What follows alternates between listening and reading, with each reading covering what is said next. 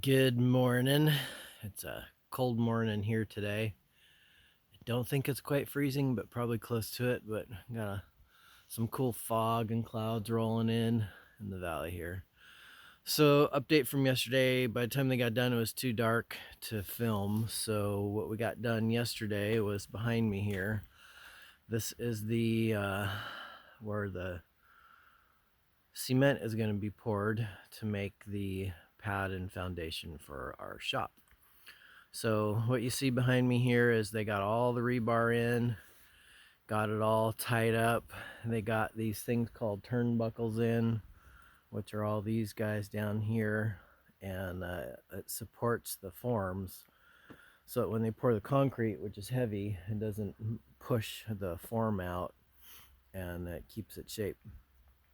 So a lot of work done yesterday. The other thing they did too was we got this pink stuff is a 2-inch compacted foam insulation to go in the floor, so it's not quite so cold for the for like the controlled storage area.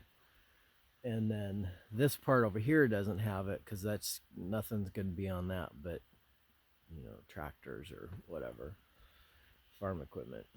So this is like the garage area, and this is like the office project area. So yeah, plumbing's in, rebar's in. You might notice that rebar changes color right here. So this rebar in this section is different than the rebar in this section. This rebar, interestingly enough, has fiberglass wrapped around it. It's a little bit smaller because there won't be as much weight in this section because there won't be any cars over here. So, turn the camera. This is what the turnbuckle looks like. It's pounded into the ground. It's got this thing right here you can turn to adjust forwards or backwards. Holds the form into place so that this doesn't buckle out, because this whole thing is going to be full of concrete.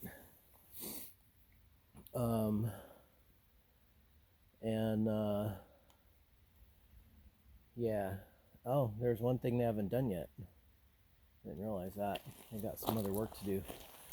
So we're supposed to take these little bricks here, these little things, and they'll put them underneath all the rebar here. So they'll put them underneath this so the rebar will be lifted up and out. So we left to go look at a water system last night, and so it was like 4:40 when we left, and so they didn't have very much daylight yet, so I'm not surprised they didn't get everything done. And supposedly concrete will get poured tomorrow, so if the weather holds, yeah. But I think it looks like they got a little bit of work to do before that happens, so hopefully they can get out here early enough to make that work. The other thing we did yesterday, you can't see it, we put a little canopy thing right there, just a little shelter. I'll go over there and film that. Hang on, I'll hit the pause button. Oh, by the way, this is the foam we put on. It's 2-inch foam. What's that? And it's these 4x8 sheets. And that's what we put on out there. Yeah, so pause for a second. So the ground out here is this pretty muddy clay stuff, and when you walk in it, it packs up on the bottom of your boot and actually makes you taller and annoying to walk, so that's not much fun. So we put up this little shelter here and put a couple inches of mulch down underneath it. Not really bark chips, but wood chips.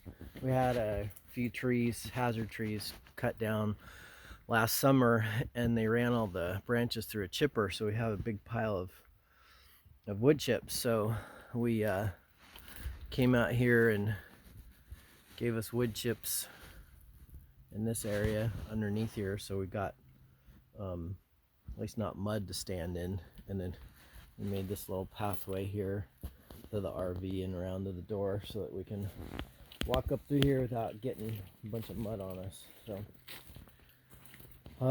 that's it for today. Talk about pouring the pad when that happens.